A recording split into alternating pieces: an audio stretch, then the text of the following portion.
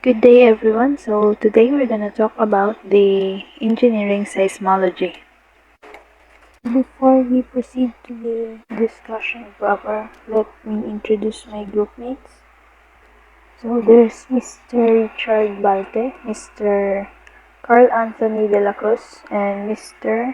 Francis Johanna, and of course yours truly, Anna Katrina Liz. So these are our objectives. So now let's discuss the seismology terminology. So in this figure, you can see various terms: the epicentral distance, observing station, strike angle, fault line, fault plane, hypocenter or the focus, the focal depth, the dip angle, and the epicenter. So what are these terminologies? First, the epicenter is the geographical point on the ground surface where an earthquake is estimated to be centered. So for the focal depth, it gives the location where the rock ruptures at the fault or the fault rupture that generates the main earthquake. So the focus or the hypocenter is an area that can extend to many miles along a fault. So fault plane, the plane along which the rock ruptures and slips. So the dip plane, the plane along which the rock ruptures and slips may be at an angle with respect to the ground surface. So ang pinagkaiba lang ng fault plane and dip plane is that merong angle yung dip plane with respect to the ground surface. So next is the fault slip. It is the relative displacement between the two sides of the fault plane. In the epicentral distance is when the radiating seismic waves are recording using a seismometer at an observation station located at a distance. So, yung epicentral distance is yung distance no pinaka-center or yung epicenter dun sa nearest observing station. So now let's proceed to the focal depth classification. So there are three classifications: the shallow, intermediate, and the deep. The shallow is less than 70 kilometers or 43 miles, while the intermediate is between 70 kilometers and 300 kilometers, while the deep is greater than 300 kilometers. Despite being shallow earthquakes are more destructive than the others because the mass of the rock above deeper earthquakes attenuates their shock waves. So when we say attenuates, it reduces the force or the effect. So since it is shallow, mas greater yung impact ng earthquake dun sa surface. That's why it is considered as the most destructive among the three.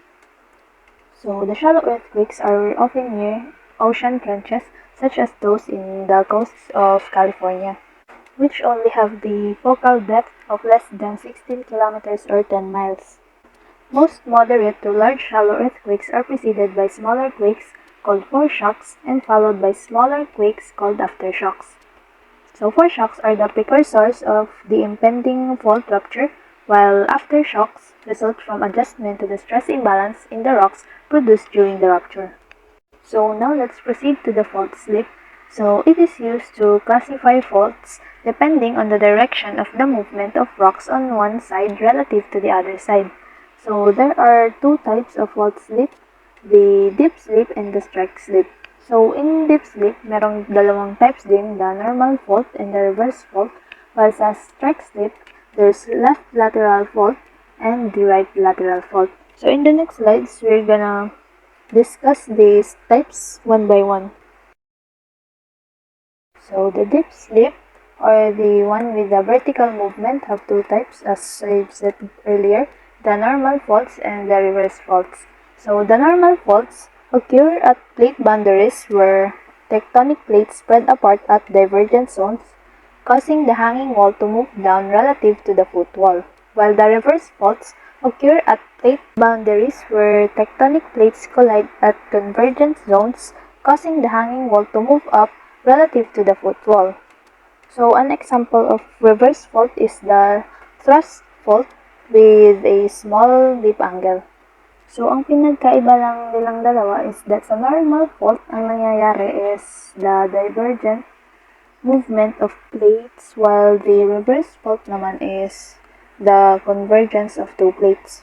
Sa normal fault, yung hanging wall mag-lower yung elevation niya, while dun naman sa reverse, since even na nagko-converge silang dalawa, yung hanging wall is nagtataas yung elevation. So, the faults along the oceanic ridges are normal, resulting in the lengthening of the crust, whereas those along subduction zones are reversed, resulting in the shortening of the crust. So when these faults break through the surface or the surface rupture, they produce an exposed steep slope known as the fault scarp. Tapos makikita nyo dyan sa may normal fault yung scarp na nung divergence of two plates. So, next naman is yung strike slip or the horizontal movements of plates. So, there are two types of strike slip fault, the dextral or the right lateral fault and the sinistral, the left lateral fault. So, dun sa figure in the right side, it depicts the left lateral fault, which can be described by an observer standing in front of the fault line as watching the land on the other side to the left. And vice versa lang yung observation nung nasa right. So note that dip slip and strike slip faults can occur simultaneously, in which case the fault is classified as an oblique slip. So also, fault rupture does not reach the surface in the case of many earthquakes, particularly for intermediate and deep cases. So ang next topic natin is the elastic rebound theory, the tectonic plate movement. I'm gonna show a short video that explains the elastic rebound theory and its relation to the movement of plates or the earthquakes at faults. Earthquakes are one of nature's most devastating events. They occur when a large buildup of stress within Earth's crust is suddenly released. Why does this happen? The answer is elastic rebound theory. Elastic rebound theory explains how energy is stored in rocks and released by earthquakes. This energy is transferred through rocks, causing them to move, which we experience as an earthquake. Earth's crust is made of giant plates of rock that float on the underlying mantle and slide past each other. The plates grind against each other along their edges in areas called fault zones. There is friction between the plates where they meet. This means that the plates don't slide freely. Instead, the rocks deform, straining until the stress is more than the rocks can handle. Suddenly, the energy stored in the deformed rock is released in the form of heat and seismic waves. The strained rocks suddenly resume their undeformed state. The whole process is called elastic rebound theory. It's like stretching out a rubber band. As increasingly more deforming force is applied, the band becomes more distorted. If the force continues, the band will break, and the stored energy will be suddenly released. Similarly, Earth's crust stores elastic stress that gradually builds up until its sudden release during an earthquake. Elastic rebound theory explains how earthquakes result in ground movement and why they most often occur on fault lines. Elastic rebound theory provides scientists with a model that allows them to forecast the probability and severity of an earthquake in a fault zone where they have sufficient historical information. The well-studied San Andreas Fault that runs through California is located where the North American plate slides past the Pacific plate. Researchers of the San Andreas Fault have determined that sections of the fault have accumulated sufficient strain to produce a major earthquake in the near future. So now we're gonna talk about the seismic waves. What are the seismic waves? The seismic waves are energy waves that are generated by an earthquake or explosion and propagate within the earth or on its surface.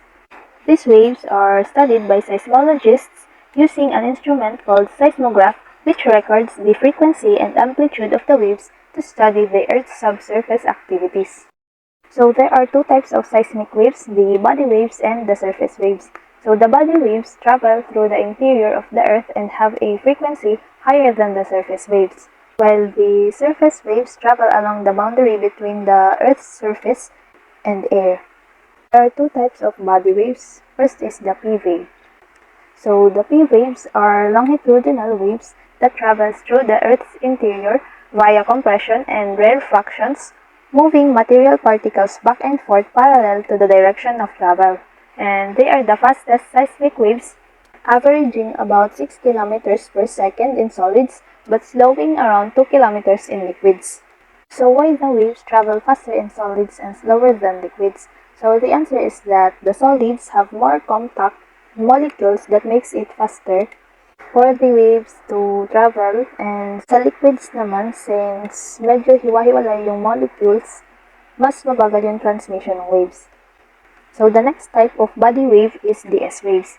So S-waves are shear waves that only propagate through solids with speed of approximately 3 kilometers.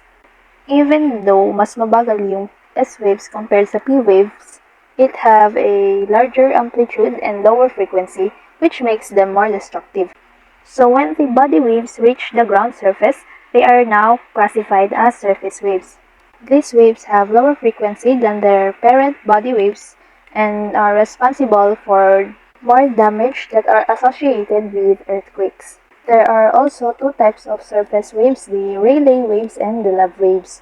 So the Rayleigh waves are combined effects of both P and S waves on the Earth's surface and move disturbed material vertically and horizontally. So it is in the direction of wave propagation that occurs simultaneously that is similar to ocean waves.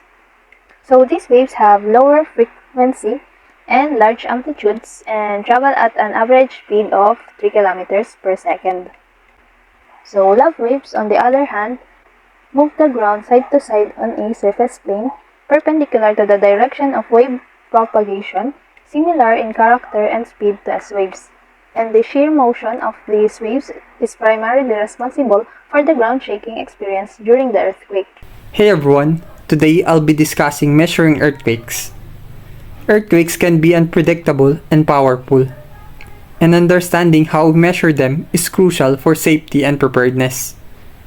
We use tools like seismograms, which detect ground motion and help us determine the earthquake's magnitude and location. To know more about measuring earthquake, let's explore how these measurements work and why they matter in the next succeeding slides. When we talk about an earthquake, we look at a few key factors. Duration and size of an earthquake. This refers to how long the earthquake lasts and how big it is.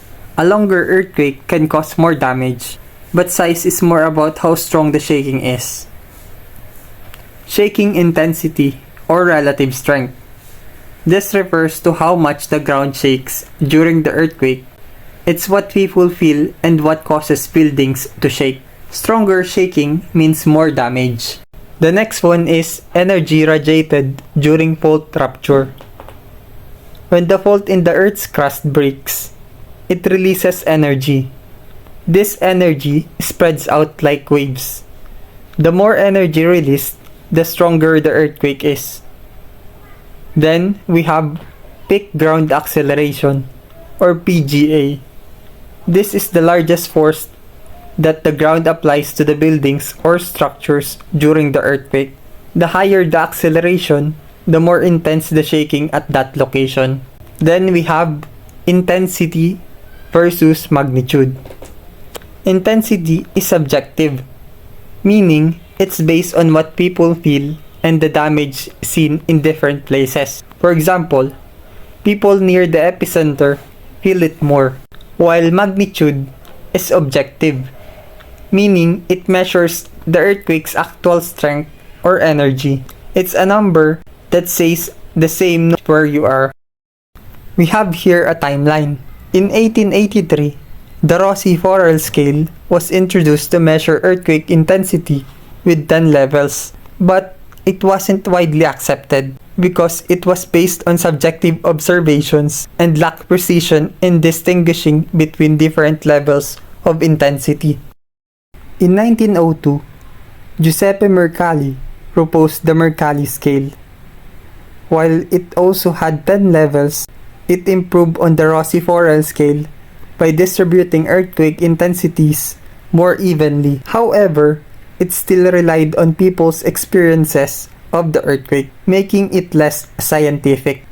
Then, in 1931, Charles Richter introduced the modified Mercalli scale, refining the earlier version. This new scale became widely used because it was detailed with 12 levels instead of 10 and better reflected the actual effects of earthquake. It is still used today alongside more scientific methods like the Richter scale, which measures the energy released during an earthquake. Continuing the timeline, in 1964, Medvedev Sponhurkarnik, or the MSK scale, was created in Central and Eastern Europe. It had 12 levels to measure earthquake intensity and was made to fit the specific needs of European countries. Next is, then, in 1996, Japan introduced the Shindo scale, also called the JMA scale. This 7-level scale measures how strong earthquakes feel and the damage they cause. It came from an older 4-level scale that started in 1884, but the newer version gives more detailed information. Lastly, in 1998, the European Macroseismic Scale, or the EMS, was developed to improve the way earthquakes were measured in Europe. It built on the ideas of the modified Mercalli scale, making it easier to understand both the damage and how people experience the earthquake. Earthquake magnitude is an objective way to measure the size of an earthquake. It uses instruments to record how strong seismic waves are, which are the vibration caused by the earthquake. Magnitude gives us a clear scientific number to describe the earthquake's size. There are different scales to measure magnitude. The first one is local or Richter scale. It measures smaller local earthquakes using nearby instruments. Then we have body wave magnitude. It measures waves that travel deep inside the earth during an earthquake. Next, we have surface wave magnitude. It measures the waves that travel along the earth's surface, which often causes the most damage. Then, lastly, we have the moment magnitude, the most accurate scale. It measures the total energy released by the earthquake, including the size of the fault and how much it moved. Body wave magnitude. It measures the strength or amplitude of primary waves generated by an earthquake. These waves have a period of about 1 second and travel with wavelengths shorter than 10 km. This scale is particularly useful for measuring deep earthquakes where few surfaces are present. One key advantage of body wave scale is that it can measure distant earthquakes, even those located over 600 km away from the measuring station. Additionally, primary waves are not affected by the depth of the earthquake's energy source, making them reliable for deeper events. The formula for body wave magnitude scale relates the amplitude and period of primary waves while also taking into account the epicenter distance, or delta, which is measured in degrees from the seismic station. This allows scientists to determine earthquake's magnitude even from distant location. Surface wave magnitude. It measures the strength or amplitude of Love and Rayleigh waves produced by an earthquake. These waves have a period of around 20 seconds and a wavelength of about 60 km, which makes them very common in distant earthquake where the epicenter is 2000 km away. The surface wave magnitude scale is typically used for measuring large earthquakes, as surface waves often cause the most noticeable damage over long distances. Because these waves travel along the Earth's surface, they provide important information about the earthquake size, especially for events that occur far from the measuring station. Moment magnitude. It measures the total energy released by an earthquake and focuses on the shear movement that happens at the fault, where the earthquake originates. Unlike other magnitude scale, moment magnitude does not rely on specific seismic wave types or wavelengths, making it more comprehensive. Because of this, the moment magnitude scale can measure a wide range of earthquake size and the full spectrum of ground motion, from small to very large earthquakes. This makes it the most accurate and reliable scale for measuring the true size of an earthquake, including those that releases massive energy. We have here 4 equations: local magnitude, body wave magnitude, surface wave magnitude, moment wave magnitude. Sa pangalawang column naman, meron tayong ritong mga author. Ngayon, paano natin magagamit ang mga equation na ito? Kung mapapansin natin na yung local magnitude or Richter scale magnitude is para sa shallow earthquake na may epicenter na less than 600 km. Minimeasure din ng local magnitude ay ang wave amplitude. Then, yung body waves naman ay para sa deep at may epicenter na greater than 1,000 km. Minimeasure naman ito ay ang primary amplitude. Next is surface wave naman ay para sa shallow at should be greater than 2,000 km. Minimeasure nito ay ang Love and Rayleigh wave amplitude. Ngayon, ano ang gamit ng ating mga scientists sa kasalukuyan? Actually, ang ginagamit nila ay ang magnitude scale. Kasi kung mapapansin nyo, applicable siya sa lahat based sa proposal ni Kanamori noon 1997. In conclusion, sa video na ito natutunan natin ang pagkakaiba ng intensity at magnitude. Kasi ang intensity ay how we felt at yung magnitude naman is how we measure earthquake. So, nalaman rin natin ang history ng intensity scale. Iba't iba sila pero ginagamit natin ay ang modified Mercalli scale. At ang ginagamit naman natin dito sa magnitude natin ay ang moment magnitude. Good afternoon. I will discuss the effects of earthquakes on structures.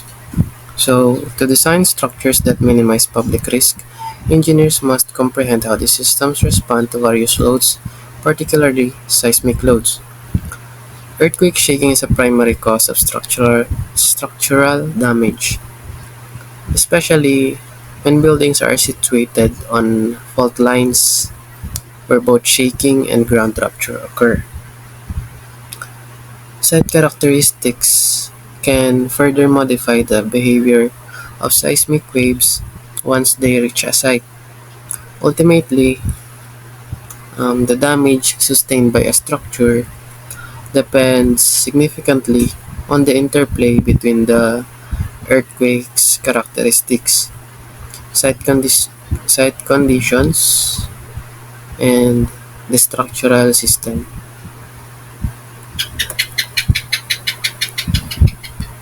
On earthquake characteristics, the primary factor controlling an earthquake's effect on structural behavior at a particular site is the PGA. PGA is the peak ground acceleration that is equal to the maximum ground acceleration that occurred during earthquake shaking at a location.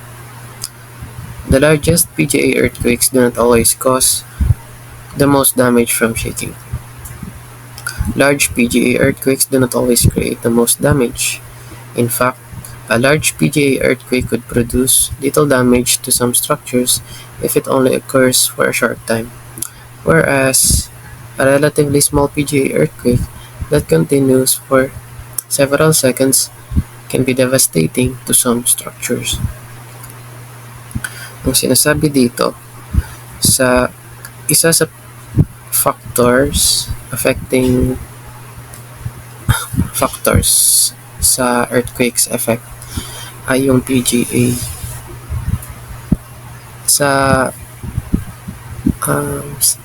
Kapag mataas ang value ng PGA, it doesn't mean na mas malaki yung effect niya sa structural system sa mga buildings. There are cases na maliit lang yung PGA but it caused most damage sa mga buildings. So, next. So, ito naman is isa sa characteristics din ng earthquake is the magnitude. The magnitude of an earthquake measured on the Richter scale or moment magnitude scale indicates the energy released during the seismic event. Higher magnitudes result in more severe shaking and potential damage to structures. Next is duration. The length of the time that shaking occurs can significantly affect structural integrity. Longer durations can lead to cumulative damage, especially in buildings not designed for prolonged shaking. And frequency content. Earthquakes produce waves with varying frequencies. Low frequency waves can cause significant sway in tall buildings, while high frequency waves may affect shorter structures. Understanding the frequency content is crucial for designing resilient buildings. Dito sa frequency, ang sinasabi dito yung low frequency waves mas nakaka-apekto siya sa matataas na building kasi nagre-resonate yung frequency ng tall building dun sa frequency ng earthquake. Same as sa high frequency. Kapag mataas naman yung frequency, mas magre-resonate yung smaller structure dun sa frequency ng earthquake.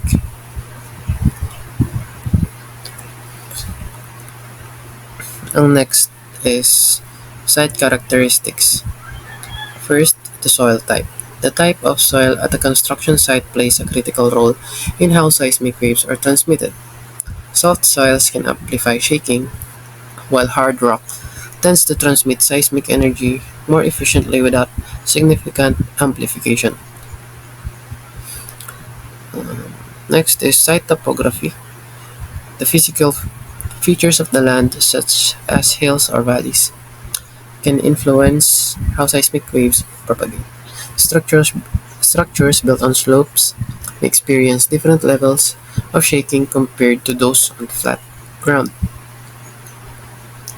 Next is the proximity to fault lines. Being close to a fault line increases the likelihood of experiencing strong ground motion during an earthquake.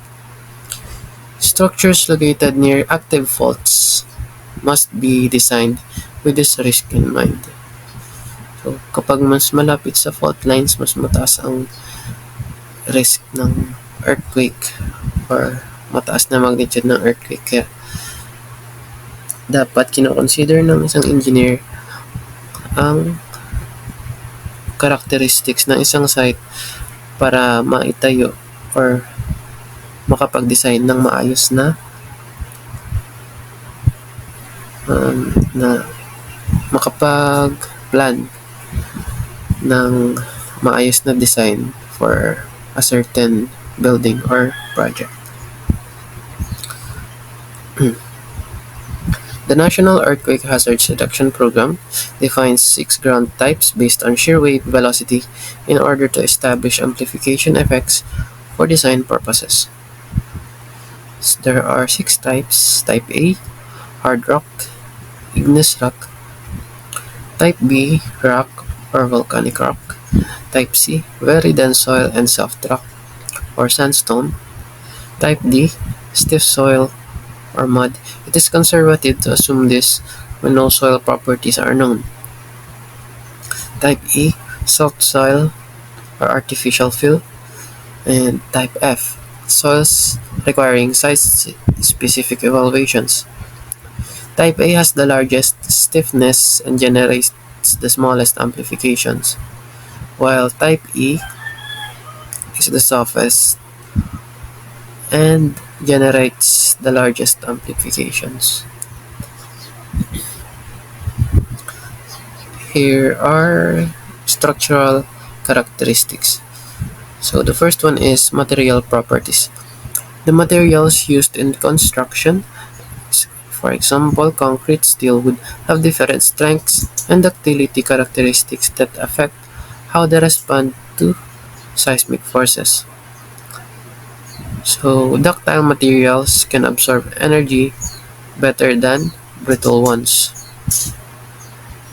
Next is building design and shape.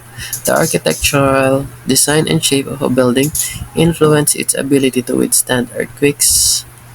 Symmetrical designs tend to perform better than irregular shapes, which may lead to torsional effects during shaking.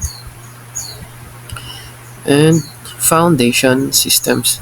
The foundation type, shallow versus deep foundations, and its connection to the superstructure are critical for stability during an earthquake. Properly designed foundations help distribute seismic forces effectively. So, these characteristics define the structural integrity of a building. So, kapag earthquake prone yung isang area, dapat alam ng engineer what type of materials, what design and shape, and what kind of foundation system should the engineer use to design a certain building. So, that's all. Thank you. So, yung topic na naka-assign sa akin ay Earthquake Hazard Assessment.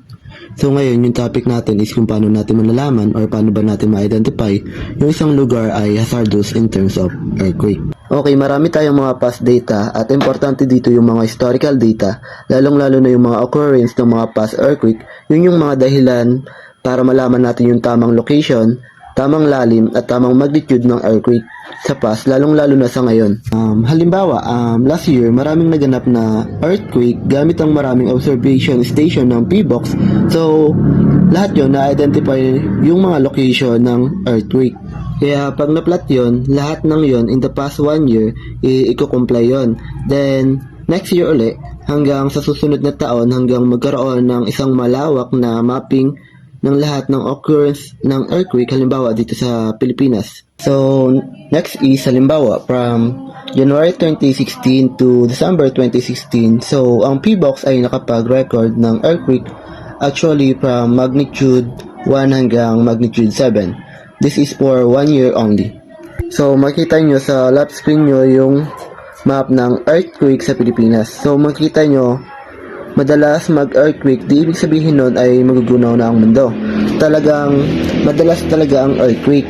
So, tanda lang natin, madalas talaga ang earthquake at nagmumukha lang siyang parang mas napapadalas dahil mas napapadalas lang ang pagbabalita nito.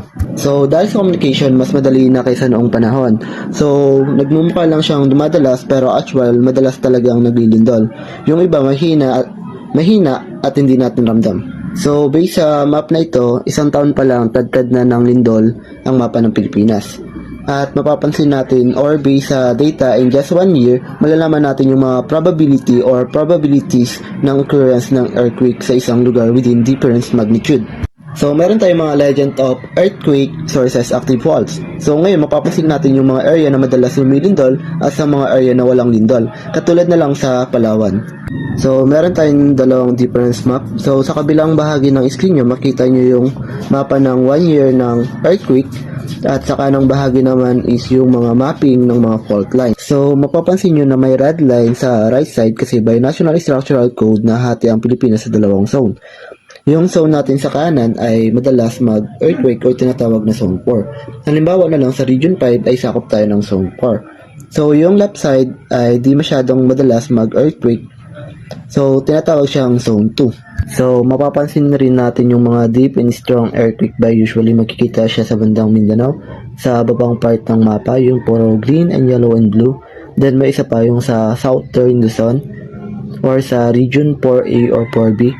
So, makikita naman siya sa bandang southern Bicol banda. So, yun. So, ngayon, meron tayong 2 methods to characterize seismic hazard. So, gaano nga ba ka-importante ang seismic hazard? Importante natin ma-identify ang seismic hazard para malaman natin kung hanggang saan natin i-design ang building. So, halimbawa, sa Camarines Norte is lumilindol ng magnitude 5. So, dapat yung building natin is malakas at mag-wave stand ng magnitude 5 or more. So, yun yung importante na malaman natin yung scenario ng pagtatayuan ng building natin para safe. So, meron dalawang uri ng methods. Una is yung deterministic. So, from the word deterministic, determined na siya. Ibig sabihin is yung saktuan or yun na talaga. Pangalawa is yung probabilistic. So, what is the most probable? So, dito muna tayo sa unang method na deterministic. So, the deterministic approach, una dapat alamin natin yung pinakamalapit na seismic source. Pangalawa is yung identifying the distance na kung saan mas malapit yung seismic source. Pangatlo, after natin ma-identify yung distance, determining the magnitude and characteristic by nearby seismic source. Pang-apat is yung establishing the structural response to the effects from all nearby seismic source.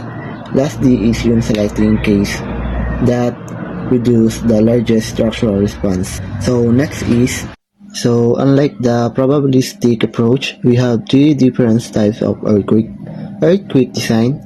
We have MDE, maximum design earthquake, MCE, maximum considered earthquake, MPE, maximum probable earthquake. So, ano nga ba ang MDE? So, ang MDE ay merong 10% probability of exceedance in 50 years. MCE, 2%, 5%, MPE is 50%. So, ano nga bang ibig sabihin nito in 50 years? Imagine natin, in 50 years, so, ang maximum design earthquake ng location na to, halimbawa, may magnitude 6, ibig sabihin nun, meron 10% probability na maganap ang magnitude 6. Pwedeng every year, pwedeng end of the year within 50 years. Ibig sabihin nun, within the context of 50 years, may 10% probability ng exceedance ng magnitude 6. So, ngayon, pag lapse na ng 50 years, pwedeng 10% pa rin siya, pwedeng hindi na. So, depende kasi. So, ibig sabihin nun, this is chance of probability na mangyari yon. So, halimbawa, yung MPE, meron siyang 50% or 50-50 chance na maganap ang magnitude na to or higit pa in 50 years. Kaya siya tinawag na most probable earthquake kasi nga, most probable naman kasi siya. The maximum probable earthquake, halimbawa, meron siyang 50% chance na laging maging magnitude 5. Ibig sabihin, magnitude 5 natin yon. So, ganun siya. So, next is yung PBOX or Philippine Institute of Volcanology and Seismology. So, alam naman natin na napakaraming scientists sa PBOX at marami silang mapa actually ng mga ginagamit natin for probabilistic design. So, halimbawa, you want to design an earthquake dito sa Tarlac City. And so, sa Tarlac City, yung pinakamalakas na earthquake na magpuproduce ng certain ground acceleration. So, tigmap nila yon, kulay blue, I think. So, 0.4. Makikita ito sa bandang kaliwa sa taas. So, acceleration G is equal to 9.81. So, ibig sabihin nun, 0.4 of 9.81 meter per square seconds. So, ito yung 10% probability na maganap ang earthquake na kaya mag-produce ng 0.4 G sa location na ito sa Tarlac City. Yun yung ibig sabihin nun. So, kung magtataka kayo na merong 500 years return period, hindi ibig sabihin nun na yung earthquake na kayang mag-produce ng 0.4 G is magaganap every 500 years. Hindi ganon. So, ibig sabihin nun na within 500 years, yung return period, 500 years na magaganap yung ganon na probability. So, paano nga ba makompute yung 500 years? So, nakukompute yung 500 years is based dito sa equation na ito, yung return period. So, yung 10% of probability of exceedance, so okay, substitute lang natin yung 50 tas yung 10%, we have 47.56 or similar sa value na 500. So, sunod naman is yung 5% probability. We have, substitute lang natin yung 50% then yung 5%. We have 1,000. Next is yung 2% is equal naman yung return period niya sa 2,500. So, ulitin ko lang. Di ibig sabihin nito na every 2,500 years magaganap yon. Ibig sabihin lang yon within the span of 2,500 years, every years ay magaganap na 2% chance. So next is yung 50% is equal to 100. So yan. So ito yung mga reference namin. That's all. Thank you.